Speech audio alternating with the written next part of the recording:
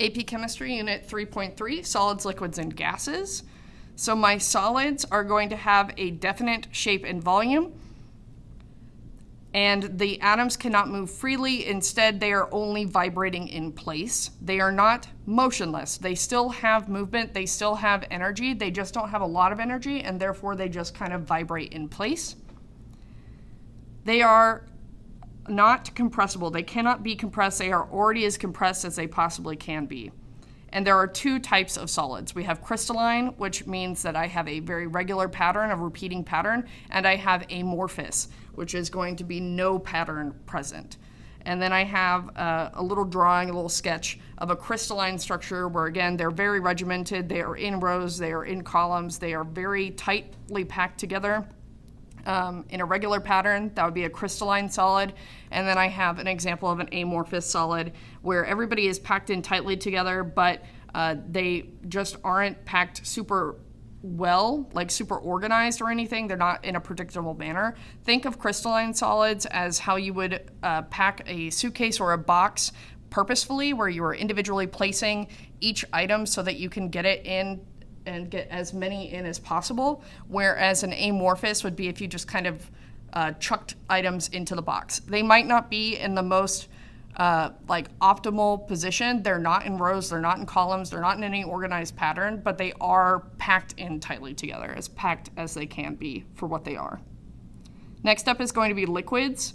Liquids do not have a definite shape, but do have a definite volume, and they can flow and take the shape of their container. Liquids are very difficult to compress. Some might say that liquids are incompressible. Depends on the liquid, but you can theoretically compress it even just like a little bit more.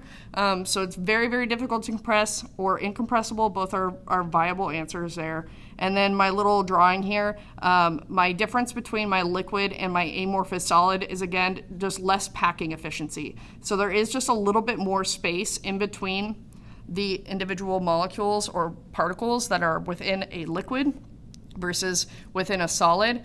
Remember that liquids are able to take the shape of the container and they are able to change their shape. This is because those particles are able to slide past each other. They have to have enough room in order to actually flow past each other, and that's what allows liquids to change their shape, whereas solids cannot. Next up is going to be gases.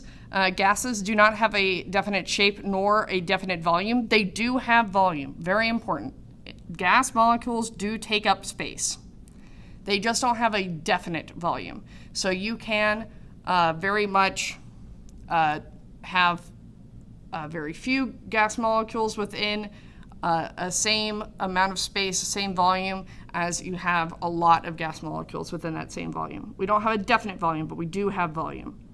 My particles are going to be very far apart, and they're going to be moving very quickly, and they are going to diffuse or spread to fill a container. So unlike a liquid where we have a set volume, if I was to pour some amount of liquid into a bowl, it's not going to completely fill the bowl necessarily. It will stop once it has reached the amount of liquid that I have poured in, whereas a gas will take up the entirety of the container that I allow it to occupy.